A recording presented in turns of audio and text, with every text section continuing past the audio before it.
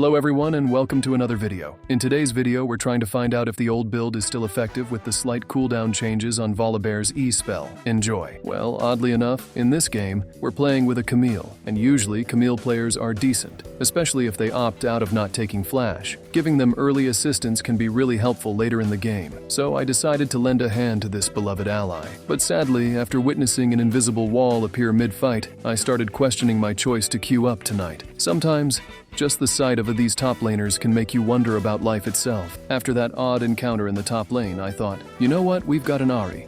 Might as well help her out. Ahri players have this charm since she's one of Faker's favorite champions. I have no idea why anyone picks Ahri. Maybe he's single and been single for too long. But hey, we're here to play as a team, so I set aside my opinions on Ahri. But the strange part? This Lux we're up against is ridiculously hard to kill. I'm starting to wonder if it's due to some lack of skill on our end, or maybe the complete absence of it. Now that we're nearly through introducing the team, let's talk about the support. You might notice I don't rely on my AD carries, or what I like to call the butt side of the game. They're basically just tools, there to do damage. Luckily for us, our Rel turned out to be a solid player, maybe even a decent person, who knows. What matters is they're good, and together we managed to establish some solid early pressure in the game. The funny part is that the bot side just watched their jungler die in the river, and they're still playing aggressively. It's almost like they get even bolder with a Senna. Usually, bot lane goes aggressive for no real reason, and I honestly think Senna is one of the most broken supports in this patch. But Rel counters Senna pretty well, so this should be an interesting match. And as the saying goes,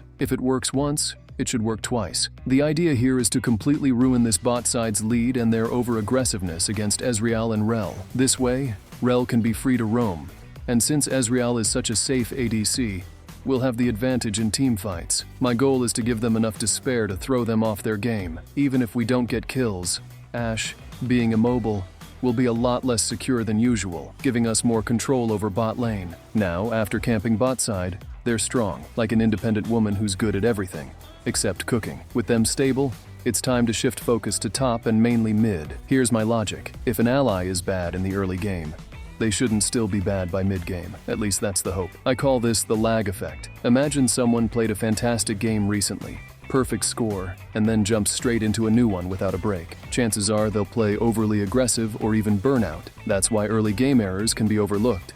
Mid-game is where the true colors show. If your team is trash mid-game, well, they'll probably stay trash for the whole game, and I'm not immune to this either. The inability to secure kills mid started getting to me because normally a burned flash means a guaranteed kill. But if you're playing around a teammate who's not contributing, it starts looking like you're the one making bad plays. Yet, if you're alone in a lane, even if technically there's someone there, the play becomes 100% driven by your own actions, with no one else messing up the plan. Honestly, this one's on me. I put way too much pressure on mid, which ended up drawing the enemy jungler's attention. Now we're getting counter-ganked, and we just traded 2 deaths for a single kill. Looks like it's time to pivot and focus on another lane. My mid laner, though, feels like they're in some kind of paralysis, like they're dealing with some next-level stage fright. Even when Lux burns her spells, they keep backing up, just casually retreating for no apparent reason. I have no idea what's going on there. Now we're witnessing what should be a fast-paced skirmish. Typically, when you have an engaged team, you expect the fight to wrap up within 2 to 5 seconds,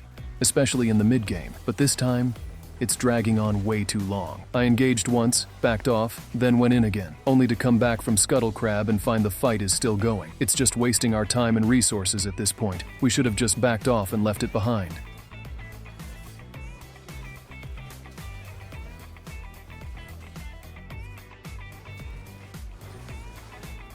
Yep, we're still stuck in that never-ending team fight. I backed off to reset, but no. My allies and the enemy team are just too clueless to make any meaningful plays. Honestly, it feels like an ARAM match in Summoner's Rift right now. I wanted to use the Herald, but my mouse flicked the wrong way. Sad life. Ashe's engage is so broken with a global ultimate, but at least we managed to waste the enemy's time and take another tower. This kind of situation really highlights Riot's mistakes. The constant nerfs over the past 3 patches have made it nearly impossible to secure kills properly, either with the global nerf regarding the stats reduction by 13%, or the recent. Maybe they're trying to create a more welcoming environment for new players, but let me tell you, if you're just starting out in League of Legends, you're in for a rough ride. Most of the player base is made up of seasoned veterans, so you can often predict the game's outcome just by looking at the loading screen.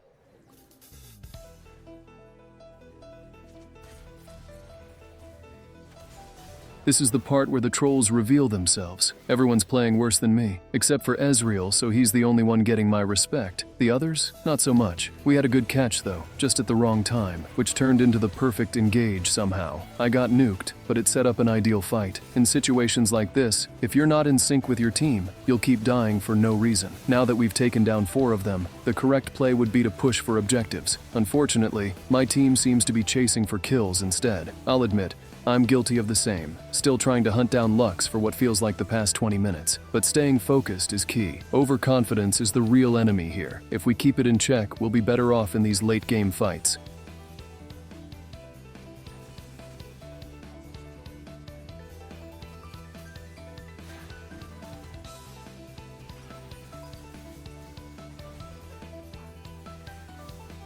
We're gradually building an advantage, even if it's hard to notice. All we need is one solid fight set up for Ezreal. Ideally, this should be in a lane or at a jungle entrance, somewhere we can control the flow of the fight. Camille could also split push. She's fed, no one can stop her, and she could easily handle a 1 versus 1, but for some reason she's sticking with us instead. If we can set this up right, either with Camille pressuring another lane or by choosing a better fight location, we'll be in a much stronger position. Just need to get everyone on the same page. I'm actually more down for a team fight here than for Baron. I know we can win if we play it right, but if we take Baron and split, odds are we'll lose. Mid and support seem to have a serious case of dementia, forgetting how to play when it matters most. Besides, their comp is built for counter-engage and disengage, which means they can stall long enough for their teammates to respawn after a fight. So unless we get the perfect engage, taking Baron could backfire fast. Better to focus on a well-timed fight that doesn't give them room to recover. This is usually the moment when the enemy gets the soul, and sadly, their tilt is painfully obvious, but we can't complain.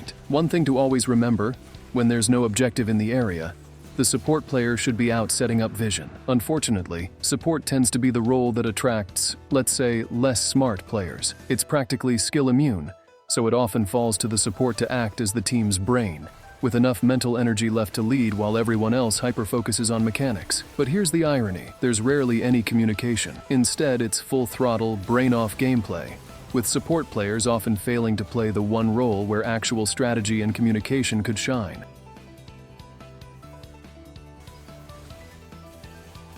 We secured the Baron, and it's crystal clear that Senna is on the verge of mental collapse. So why not add a bit more salt to the wound? Here's the thing, either this player is smurfing, or they're completely unhinged, given the level of misplaced confidence they're showing. Instead of sticking to the classic Senna poke and stay safe style, this one seems to think they're the team's main engager. And let's not forget, they have a Kled. You'd think he'd be the one to lead the charge, but nope, it's Senna diving in head first. Very awkward, but hey, if it keeps her tilted, it's good for us.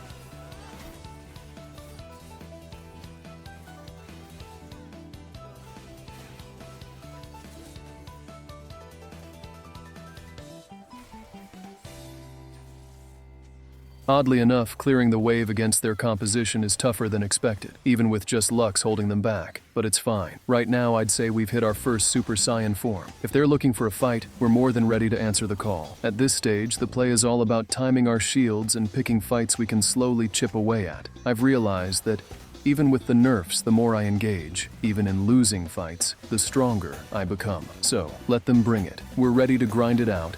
The idea behind this build doesn't reinforce just your core stats, but your mental fortitude. Even though they took 2 seconds from our E, which is the second main spell in this build, we will push with our sheer trust in the bear.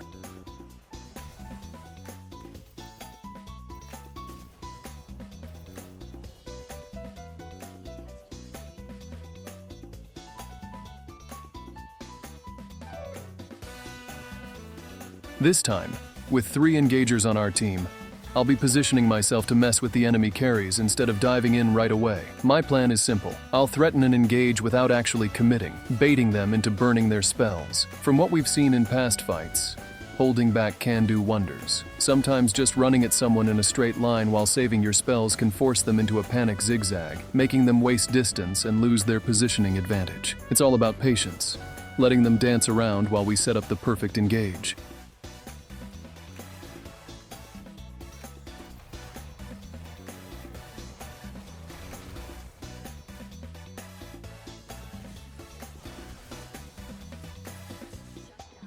finally we took down Lux. Took us over 30 minutes to accomplish that, which is ridiculous in itself. The funny part? This Ashe seems to think my score determines my strength. Either she's too into the lore, or believes I'm just there as a mascot for the team. We're in the second Super Saiyan form now.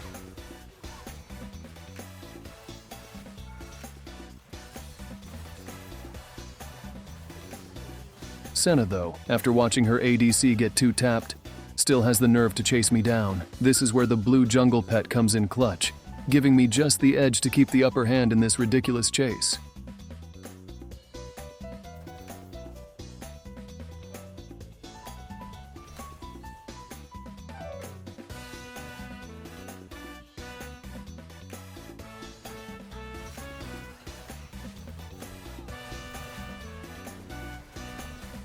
Since we've got a good read on who's the most tilted on their team, every time we take him down, he ends up flaming his own allies. We'll report him later, of course, but for now, he's our demoralizer button. Each time he snaps, it's pressure on the enemy team to either surrender or make a bad play. So let's keep hitting that button and see how far we can push this guy around with his broken pick.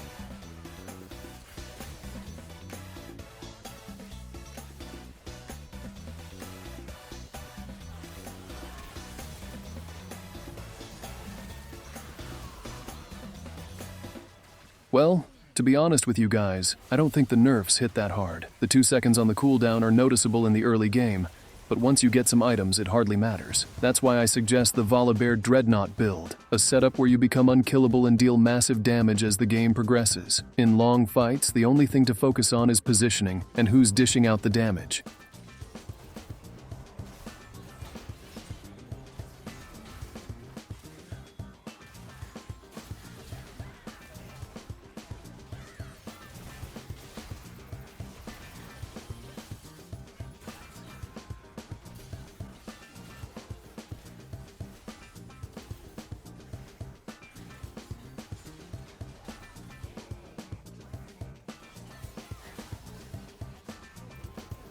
This is actually the last play of the game. It was a roller coaster. The only issue with the build is that if you don't take Grasp, it falls off in the super late game. But other than that, I suggest for your last item to pick it wisely, because it will either give a jungle diff aura, or you won't notice the difference. I have a collection of items to test as my last item, but so far, I didn't reach that stage of the game. Until the next video, take care everyone. If you're new here, remember to subscribe, leave a comment, and drop a like. And if you're playing Volibear or any champion like him, remember, Riot Games seems to be pushing everyone toward enchanters, mages, and ranged champs, probably aiming to turn this game into a pseudo FPS because that's where the money is. Take care, and peace out.